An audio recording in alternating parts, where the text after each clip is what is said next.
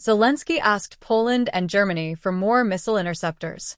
Ukraine's president has admitted publicly that even a working supply deal with the world's top missile manufacturer isn't enough to stop what Russia is throwing at his country every month.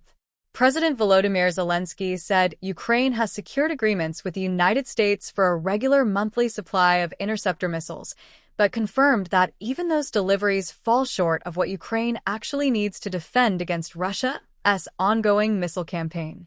Who has anti-missiles and systems first and foremost? The manufacturer, the United States of America. Can they help? We're working on it. Will they supply us missiles every month? Yes, we have agreements. Is that enough missiles? No, Zelenskyy said. That shortfall has pushed Ukraine to widen its search for interceptor missiles well beyond Washington. Zelenskyy said Ukraine is currently negotiating with European partners for additional supplies, specifically naming Poland and Germany as countries that already field relevant air defense systems in their own arsenals, alongside ongoing talks with Scandinavian nations that have their own, smaller stockpiles to offer. The Germans and Poles can seriously help. Other countries help little by little, Zelenskyy said. Just how badly Ukraine needs that additional help becomes clear once the numbers behind Zelensky's warning are laid out.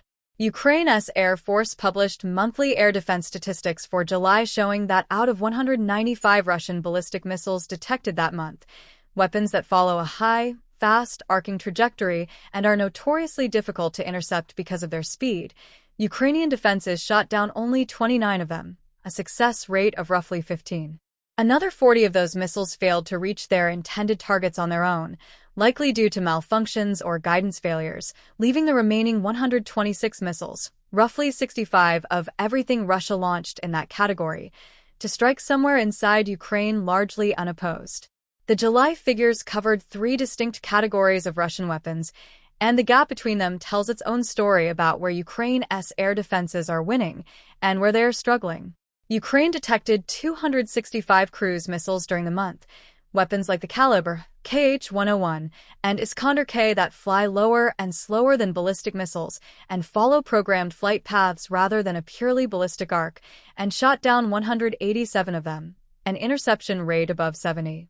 Against Russia's massive drone campaign, Ukraine detected 8,653 strike drones, including Shahid, Gerbera, and Italmaz models, and intercepted 5,142 of them, putting the success rate against drones at roughly 59, still far ahead of how Ukraine performed against ballistic threats.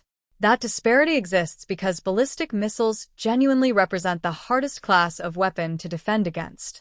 Systems like Russia's Iskander, the 48N6DM interceptor missile Russia has adapted for ground attack use, the hypersonic Zircon, and North Korea's KN-23, all missiles Ukraine's Air Force listed among the July ballistic threats, travel at speeds that leave defenders only a matter of seconds to detect, track, and intercept them before impact. A technical challenge that only a small number of specialized systems worldwide, chiefly the American-made Patriot, can reliably handle.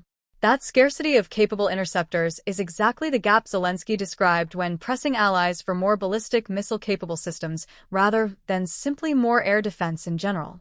The stakes behind those numbers became painfully visible just days before the July statistics were published, when a Russian missile barrage on the night of July 29th into July 30th killed at least 8 people across Ukraine, including 3 children, and separately sent a suspected Kh-101 cruise missile briefly into Polish airspace, prompting Poland to scramble F-16 fighter jets and search for the missile for roughly 6 minutes before it came down in a field near the village of Tarnowa Colony, about 90 kilometers 56 miles inside Polish territory. Zelenskyy directly linked that deadly attack to the same interceptor shortage reflected in July's statistics, writing publicly that insufficient or delayed air defense supplies from partners were directly responsible for the destruction and casualties Ukraine experienced that night, and arguing that defending against Russia's missile threat is a task no single country, including Ukraine itself, can handle alone. Ukraine's response to that persistent shortfall extends beyond simply asking allies for more Patriot batteries and PAC-3 interceptors.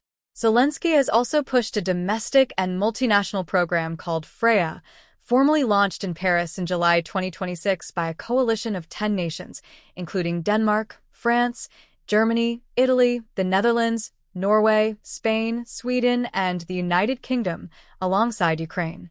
The initiative, with Ukraine serving as system integrator working alongside major defense manufacturers across those partner nations, aims to build what Zelenskyy has described as a genuinely European, sovereign interceptor shield capable of shooting down Russian ballistic missiles by 2027. Built around Ukrainian defense company Firepoint's FP7X interceptor and designed specifically to be cheaper and faster to produce at scale than existing Western systems like Patriot.